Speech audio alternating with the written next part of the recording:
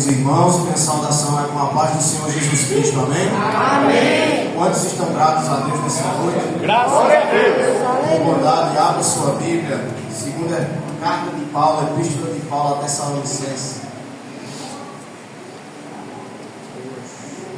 Segunda epístola de Paulo a Tessalonicenses, capítulo 2, é o 2. Lá no final. Segunda epístola de Paulo a Tessalonicenses, capítulo 2.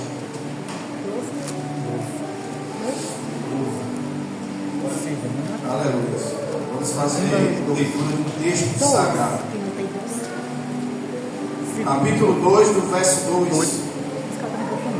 Que não sejais facilmente demovidos do vosso entendimento, nem vos perturbeis, quer por espírito, quer por palavra, quer por epístola, como se fosse escrita por nós, como se o dia de Cristo já estivesse perto.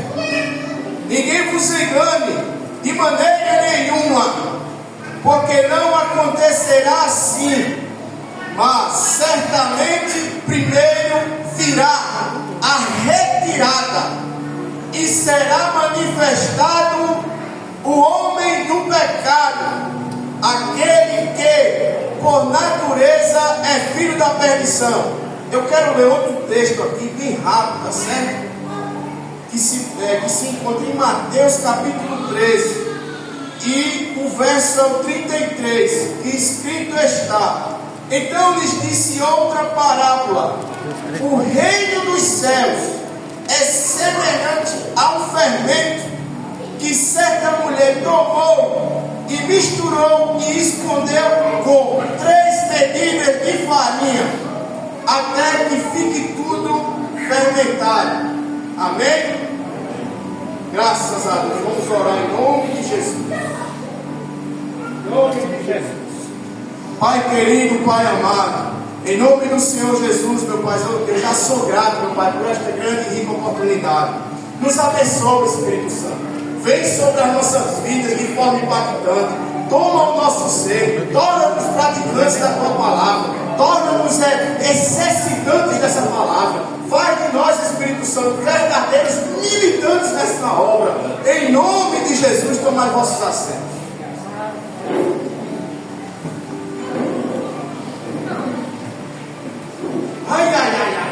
Ai, bom é Deus.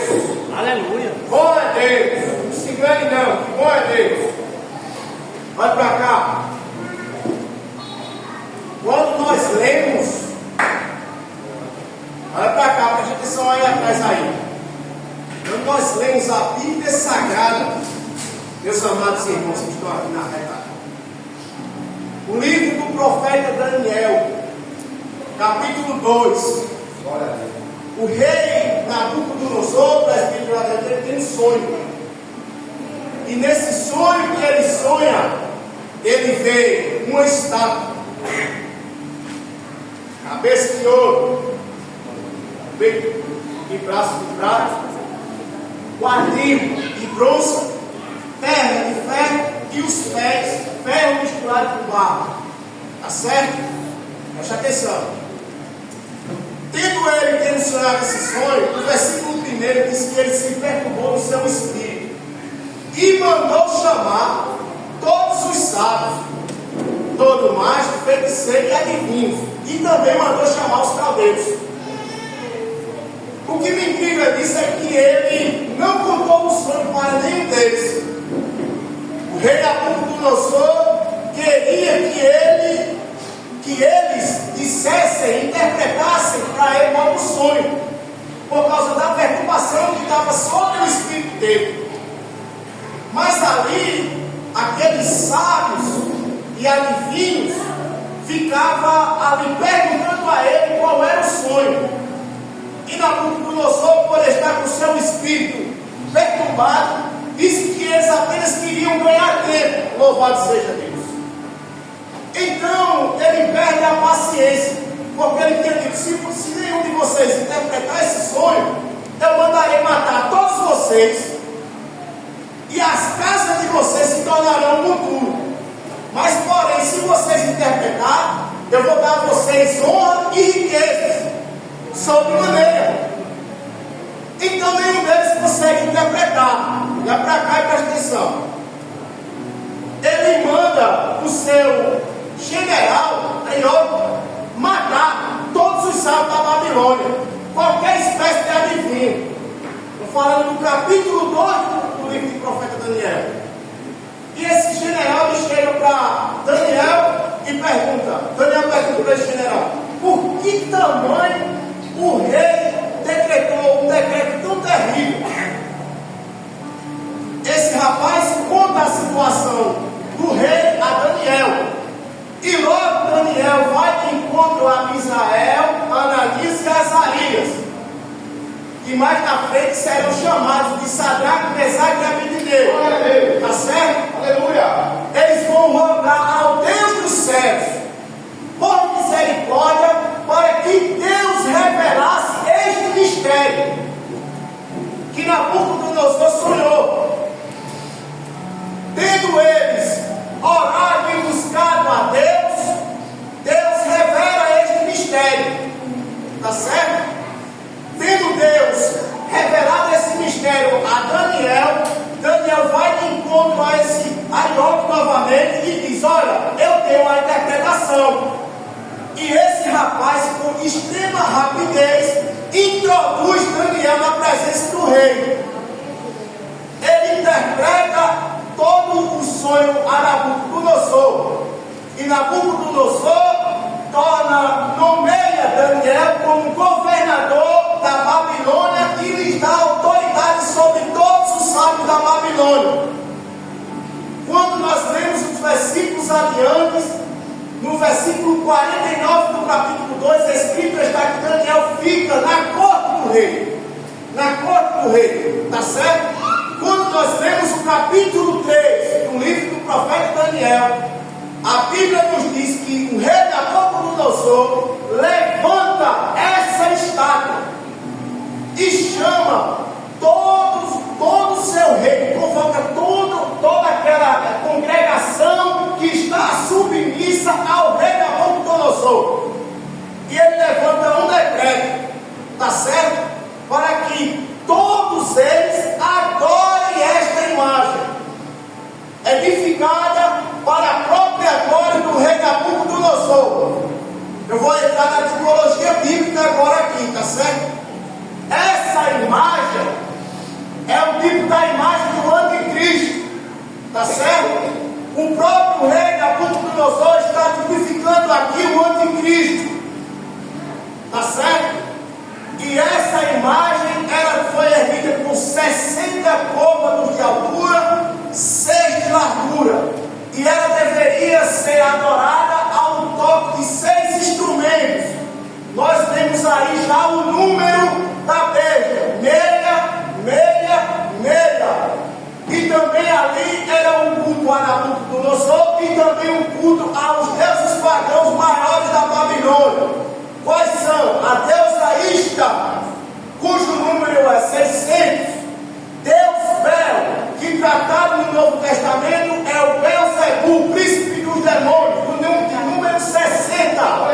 O terceiro Deus e líder, Deus chefe da Babilônia, cultuado pelos babilônicos, Deus Marduk, por nome de querubim, com imagem de homem, 4 asas e face de leão, o próprio Satanás, porque é chamado de querubim lá, tá certo? Então agora o rei Nabucodonosor diz: se vocês não adorarem, vocês serão lançados na fornalha de fogo. Ou seja, Sadraque, Mesaque, Abednego, Misael, Ananias e Azarias, tá certo? Não se prostraram perante essa imagem. Você está entendendo? Porque quando o homem do pecado se levantar, haverá pessoas remanescentes de Deus que não se prostrarão perante essa imagem, que tipifica Israel, está certo? Condenado à fornalha de fogo, cercado pelo poder do anticristo e todas as nações submissas ao poder do anticristo. igual. Tá certo? Estão entendendo aí? Louvado seja Deus. Então agora, Paulo, escrevendo a carta a Tessalonicenses, ele vem nos trazer um alerta. Olha para cá, porque está havendo uma demagogia muito grande no meio do povo de Deus. O Deus desse século está atuando. O espírito que engana, ele está atuando, colocando um véu nos filhos de Deus. Agora não, o Papa morreu, o anticristo vai surgir. Não vai. Porque eu e você vamos ser retirados daqui primeiro. Aleluia. E você devia dar graças a Deus por isso. Porque se você não glorificar a Deus por isso, sabe o que você quer ficar? Tá certo? Aleluia. E Paulo, escrevendo essa carta, ele começa com um alerta muito importantíssimo. Não sejais facilmente removidos e nem vos enganeis. Não se perturbe no vosso espírito. O sermão-chave que se enquadra e base para tudo isso é Mateus 24, aquele sermão escatológico que Cristo teve. O princípio das dores. Nós temos que entender como este reino funciona. Tá certo? Como é que esse reino funciona? Nós temos que estar na direção de Deus, que é a palavra de Deus. Não devemos nos demasiar por aquilo que a gente vê, porque nós não vivemos por aquilo que vemos, vivemos por fé. E a fé que nós vivemos é a qual? Que Cristo voltará, como está escrito aqui. Antes que o homem do pecado se manifeste, virá a retirada. Louvado seja Deus. Virá a retirada. Aí Cristo, advertindo todos os seus seguidores, ele diz: bem-aventurado será quando o Filho do Homem voltar e encontrar o seu servo trabalhando. Feliz será aquele que está com a sua lamparina e a sua reserva.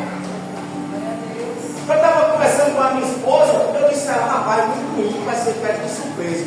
Ela disse: meu filho, vamos melhorar essa sua palavra. Muitos cristãos vão ser pegos de surpresa, porque estão com o seu espírito perturbado. Os cuidados desse mundo, os cuidados dessa vida têm feito o povo de Deus sair da direção de Deus. Tem feito o povo de Deus, dia após dia, atuar em mais da credulidade, deixando de crer para ser incrédulo. Um Deus para cada um. Deus sabe de todas as coisas. Palavra de preguiçoso. Deus sabe de todas as coisas. Deus sabe que é o meu jeito, é assim, é assado. Não tem aquele compromisso, não tem aquele esforço. Bem-aventurado o homem que não se detém no caminho dos ímpios, nem anda segundo o conselho dos pecadores, nem se assenta, não anda segundo o conselho dos ímpios, nem se detém no caminho dos pecadores, e nem se assenta à roda dos escarnecedores. Mas antes o seu prazer está na lei do Senhor, meditando de dia e de noite. Assim ele será como uma árvore plantada com raízes e extensão ribeira de um rio. Glória a Deus. Nunca as suas folhas murcharão, permanecerão sempre verdes, dará o seu fruto na estação correta, e tudo quanto ele fizer prosperará. Buscai o reino de Deus e a sua justiça, e estas coisas serão acrescentadas. Olhe para cá, é já a última hora. Eu e você não pode brincar de ser crente não, porque Satanás, ele não brinca de ser Satanás não, porque quando ele quer enganar e você entrar no pratinho que ele está lhe dando, ele lhe engana mesmo. O Espírito Santo se afasta de você e ele me leva para o inferno. Você está entendendo?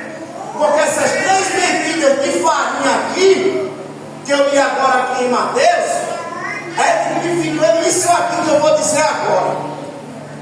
O fermento aqui é o Espírito que veio trabalhar nas nações, e as nações recusaram. O segundo aqui elemento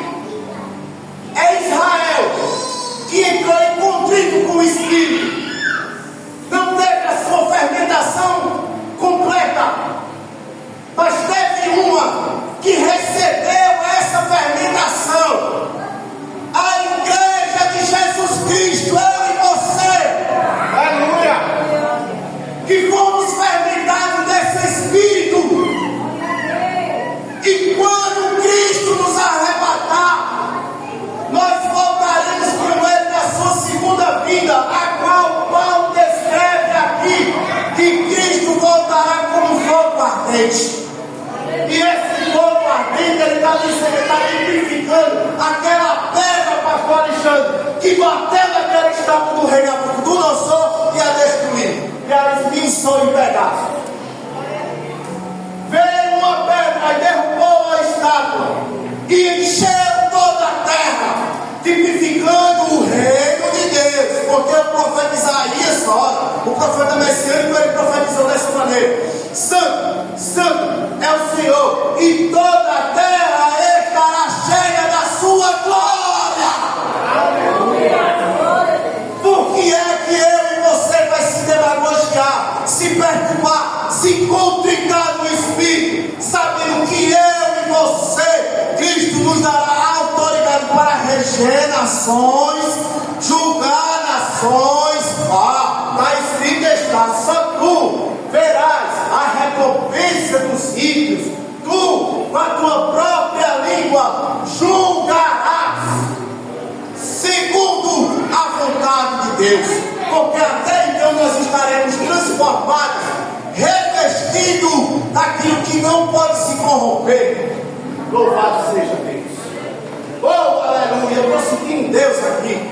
Já estou terminando. Olhe para cá. Porque assim, para que assim sejam julgados todos aqueles que não creram na verdade antes, pois eles se deleitaram na iniquidade. Você está entendendo aqui? Que eu e nem você, a igreja de Cristo, não está destinada a ver o anticristo. Quem verá o anticristo, quem sofrerá as consequências, como está escrito em Apocalipse: os céus abrem, as trombetas anunciam e as taças derramam a ira de Deus sobre todos aqueles que rejeitaram a Deus e que aceitaram a marca da besta. Não se engane, não fique perturbado no seu espírito, mas descreia na palavra que é ministrada, pois a Bíblia nos diz em Apocalipse capítulo 3, por 7 vezes escrito está: quem tem ouvidos, ouça o que o Espírito